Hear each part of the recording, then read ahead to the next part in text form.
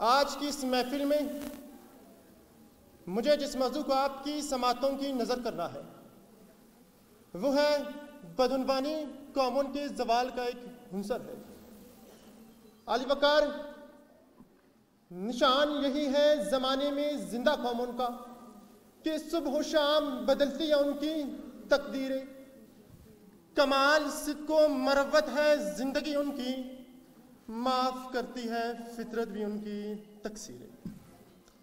علی وقار، قوم لوگوں کے ایک بے انگم مجموعے کا نام ہرگز نہیں، قوم ایک جن کا نام ہرگز نہیں، قوم ایک بکھرے ہوئے جمگٹے کا نام ہرگز نہیں، بلکہ قوم تو ایک ہی نظریے میں پروئے ہوئے ایک فانوس کا نام ہے، قوم تو ایک فکر میں ڈلے مختلف نفوس کا نام ہے۔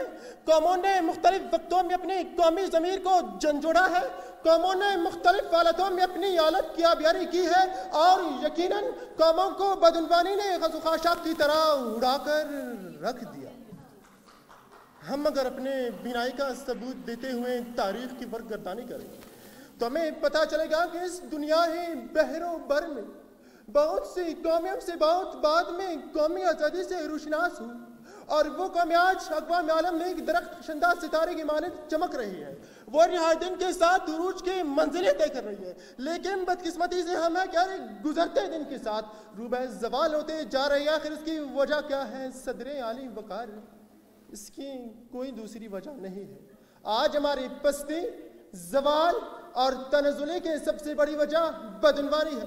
یہ بدعنوانی ہے کہ جو ہمیں اس ہرز و سما میں ایک جاہل قوم کی حیثیت سے لا کھڑا کرتا ہے۔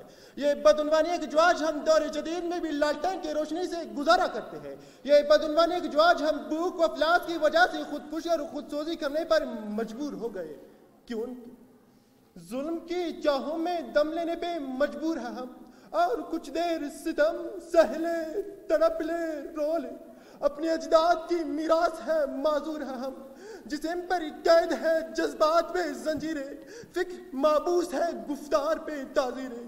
اپنی ہمت ہے کہ ہم پھر بھی جیے جاتے ہیں، اپنی ہمت ہے کہ ہم پھر بھی جیے جاتے ہیں۔ صدر علی وقار، جن قوموں کی بنیادوں کو بدعنوانی نے ہلا کر رکھ دیا وہ آج ہمارے لیے عبرت کے تصویریں ہیں۔ سیاحت سے زرعی مبادلہ کمانے والا ملک سری لنکا بدعنوانی کے سبب آج مکمل دیوالیہ ہو چکا۔ ترکی سے کوسوں دور افریقن ممالک کے باشندے بدعنوانی کی وجہ سے یورپ کی گلیوں میں در در کی ٹوکریں کر رہے ہیں، اور بدعنوانی کی وجہ سے دنیا کے نقشے پر ابھرنے والی پہلی اسلامی ریاست پاکستان ایٹمی ملک ہونے کے باوجود دنیا میں اپنی قومی حیثیت کھو چکی ہے۔